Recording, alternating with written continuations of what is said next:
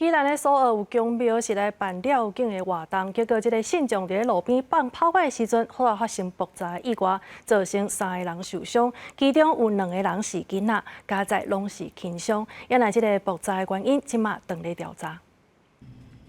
公庙办吊颈，沿路有人放炮啊，突然间路边传出爆炸的声音，真侪炮啊向四围飞。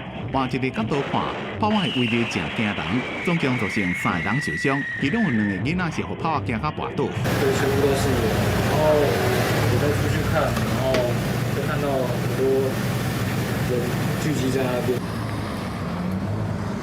等到事发的现场，也有人看到爆炸的分裂。附近的民众讲，有信徒为着要响应吊颈，伫咧路边放真侪炮啊，则无顺利引导爆炸，发生意外。阳光庙方讲，受伤的拢是轻伤，家己去病，所以无报案。我们马上会去关心，因为这个严重性，而且根据我知道，他们不是炸伤的，是跌倒，有惊跌倒的。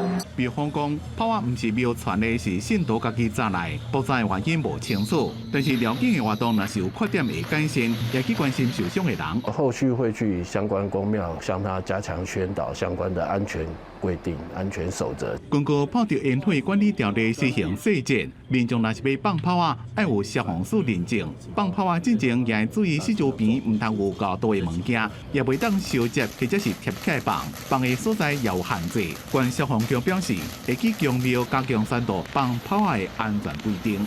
记者综合报道。